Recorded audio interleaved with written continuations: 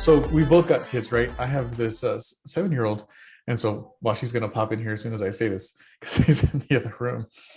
But last night, we had already eaten dinner, and it was nice and breezy outside, right? Because we're in Texas, so we're like in 100-degree plus weather on the daily. It cooled off last night. There was like the storm coming through and everything, and when I say storm coming through, like the weather cooled off. It was supposed to be, chance of thunderstorms, all that stuff. So we're like, hey, let's go outside. Let's go jump on the trampoline because the weather's nice. So we go outside, spend a little time outside, and then we're like, hey, come on in. His name's Cassius. We're like, come on in, Cassius. And like, it's time to get ready for bed. Gotta go get a shower. And he says, well, all of a sudden he's like, I'm hungry. It's like, dude, come on. We ate dinner. Now it's time to go shower and get to bed. And then my wife, I think, says something like, all right, if you're hungry, you can have a banana. And he goes, a banana? Like he felt like he was insulted, like we insulted him. And then after that, we had to bow down and yes, your majesty, and feed him his steak dinner. A banana, man. Bedtime is always so rough with us. The toddler, we set timers, and so he'll be really funny and he'll be like 2 more minutes, and so we'll set a 2 more minute timer, and then we're 2 minutes last time. Okay, 2 minutes last time, and then we'll set, and then it'll go off, and he'll be like 2 minutes last time again, and I'm like, I'm not sure you know what those words mean. Yeah.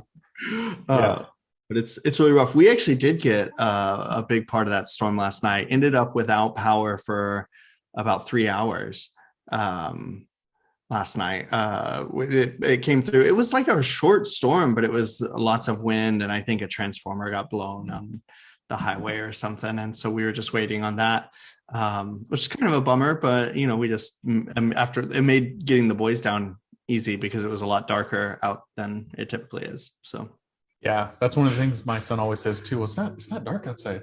It's not bedtime yet. It's hard in the summer, man. Like it's bright until 9 o'clock at night. So I mean, my little one has zero FOMO. He is so different than his big brother. He fears missing out on sleep. So it's like 7:15 clockwork. He's like, somebody take me to bed. But my little one, he's like, it's not night yet. Okay, but it is. It's night time, because it's not really how tired you are. It's how tired you're making the rest of us. So, but it was good. Yeah. So my wife and I, we got the boys down, and then we basically had to wait for the power didn't come on for like another hour. But today, of course, I have the day off, and I'm going to be working outside in that 100-degree heat. I'm going to cut the grass. I don't love cutting grass. I do love working outside. You know that, but we have had a really hard time, like getting a consistent, like cadence with lawn care. So we had just bought a lawnmower. I was like, that's the easiest way to make it consistent. Hey, well, that's how you know you've made it, right? Yeah. That's dad life, man. Right. So, we're kind of talking about like little ones and stuff. And I know you follow 100 Days of Code, and you've done that for a long time. Mm-hmm. I think we've both done like some mentoring in the past, and we've also both like taught in the past, and have a desire to continue to do so. And so it felt like a logical next step, or at least it felt natural to kind of talk about how we got into tech, or software, whatever you want to call it, because tech is kind of a pretty broad term. So yeah. I thought it made sense for anybody listening to say, for us to understand how Randy got where he is now. So if you could take us back on your journey, and then. Yeah. I mean, it's a journey with lots of starts and stops. I have to start by actually talking about 5th grade, because something that happened to me, at 5th grade, I was 1995. That's about right. Anyways, and kind of the internet was starting to be a thing. And I think my dad sort of knew that this was going to be something that really appealed to me. So one day I come home from school in 5th grade, and there's a Tandy Trash 80. Are you familiar with those computers? I've heard of it. It is a computer that's like, in 1995, when I got it, it was 15 years old. It was called a Trash 80 because it came out in 1980. It's like an old, like green screen computer. Anyways, I come home, and this is sitting on my desk, just this big old computer with 5.5-inch floppies and this humongous guide to BASIC. That's literally what it was. And my dad says to me, he says, there's only one rule, Randy. You break it, you fix it. And the reason I tell this story is because like that mindset, I think, sunk into me so deep that it's really like been like the underline of my entire like journey in tech. Is like, because he didn't say if you break it, then you fix it. He said the rule is you break it, you fix it. And so that's really kind of that's how I come at most problems, is I just break them down and break them down. And then, you know, you break it till it's fixed. So that was probably the first foray into code that I got really excited about writing really basic programs. Like I would say, hi computer, and my computer would say, hi Randy. And that would make me really excited. And that's that feedback loop that I think. So what language was this in? This was in BASIC. I'm not like, because I don't know, I had like go-tos and if-thens. Like I haven't written BASIC in years and years and years, but the language was BASIC.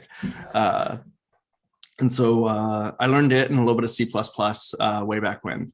And then I was in high school. I was at Sandia National Labs. I remember this. And I had learned C++, and they put us in this like room for 2 days or so. And they're like, Java is the future. Everybody needs to learn Java. This was 2001 timeframe. And they were like, so Java had just become a thing. And they're like, everybody needs to learn Java. So they put us on like a 2-day crash course to learn Java. And then, but then I didn't mess with it at all, man. After that, as you know, I joined the service. I was a chemist.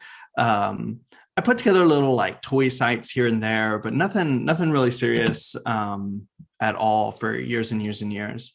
And so I went through the military again, but I owned my own domain through all of that. I owned my own domain. I bought a domain in like 2003 and I owned it. And I still own it, mostly because I can't get away from it because my email's set up there.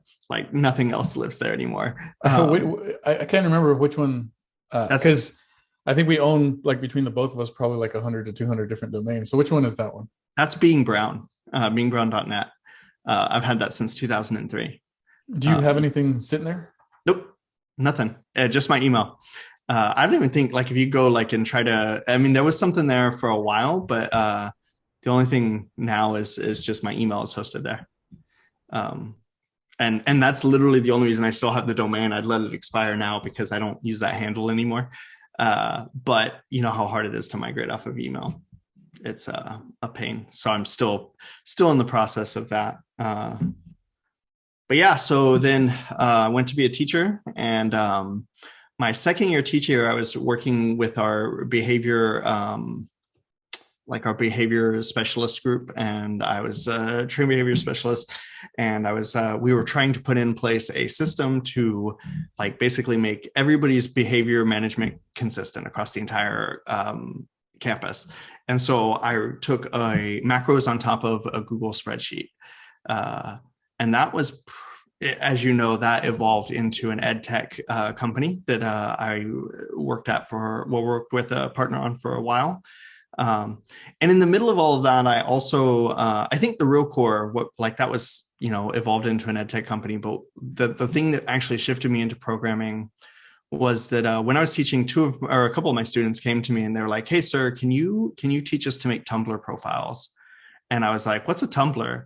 And then I was like, yeah, sure. I mean, it's kind of like MySpace. You could like hack it with CSS and stuff. And I was like, okay, this doesn't look too bad. And so I did that. And I ended up starting like a computer science like club at my school.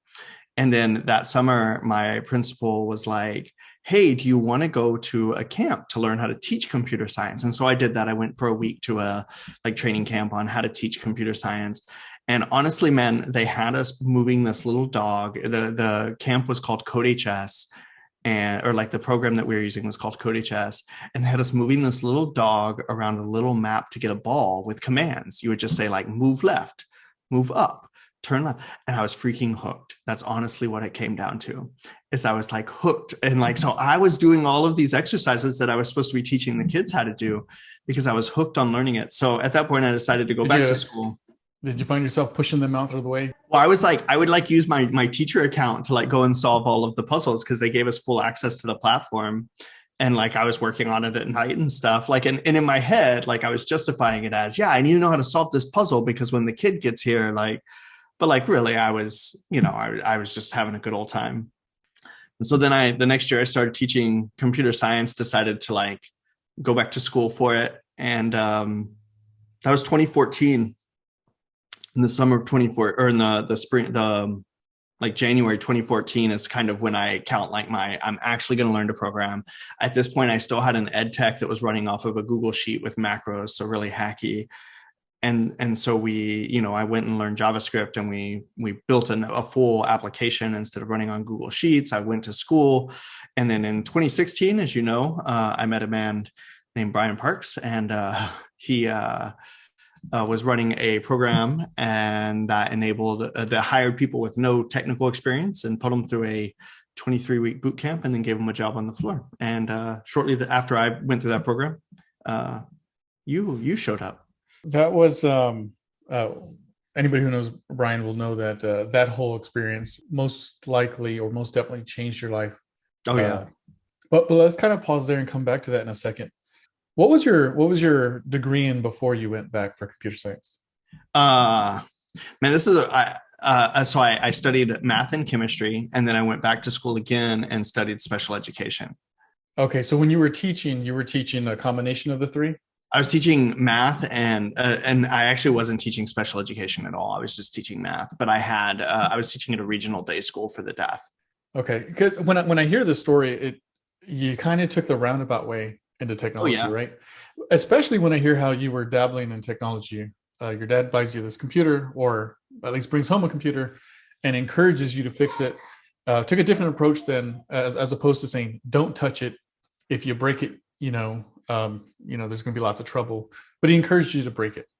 And so before we come back to how we met, I hear all the time on LinkedIn, right? It's super difficult to enter into tech. Were you built an ed tech startup, but before you met Brian, before you started at USA, did you apply for other jobs? Were you trying to get in at other places? I didn't. And honestly, this is probably a really big regret for me. Because I had been, I was in online and open source communities since 2014, and I had people telling me all the time to start applying, and I didn't feel ready. And I didn't feel ready. In fact, I gotta tell you, I have a friend of mine that actually worked at USA and helped me get through that process to get in there. But one night I went over to his house, and he had actually invited this friend of his over that worked up in Austin for a tech company that was looking for a PHP and JavaScript developer, which at the time was the languages I knew. And so basically he'd kind of set up this like informal interview to help me like get over my confidence issues. And she emailed me like 2 days later and was like, "Hey, shoot me your resume. We'd love to like have you and, go through the process." And I never did. I literally never did, because I was terrified of the fact that like I wasn't good enough yet.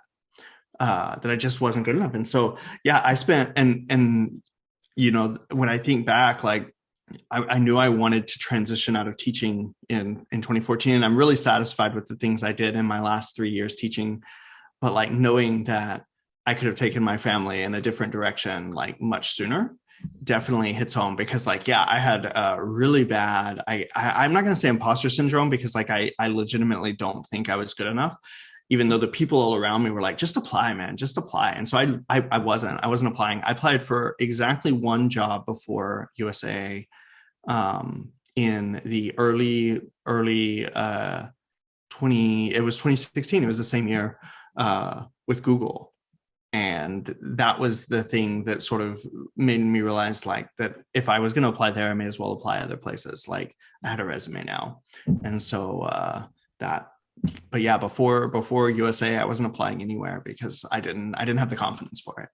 So if I could go back and do it again, and knowing now that it's kind of just a numbers game, like it's spaghetti, right? You throw your application out there, and you'll find a job, or you'll get feedback that will tell you why you can't find a job. And so, yeah, I wish that I had applied more frequently and earlier, for sure. Yeah, I think that's a common theme through lots of folks. I faced it as well. Is not feeling like you're ready, not feeling like you belong.